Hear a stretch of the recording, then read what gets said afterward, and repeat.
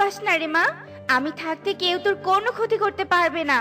এখন বল তো, ময়ূরী তোকে ধরে নিয়ে যেতে চায় কেন?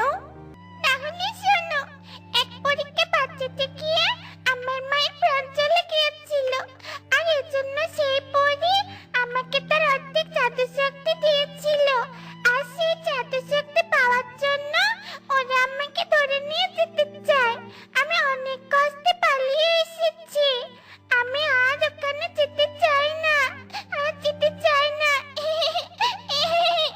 তুই যাবি না? এবার দেখ তবে তোকে আমি কিভাবে নিয়ে যাই। এই বলে ময়ূরী একটা ছুরি বের করে আর চেনা মৌটুসির দিকে এগিয়ে যায়। ঠিক তখনই হোটেলের সবাই একটা করে লাঠি নিয়ে ময়ূরীকে বাধা দিতে চলে আসে।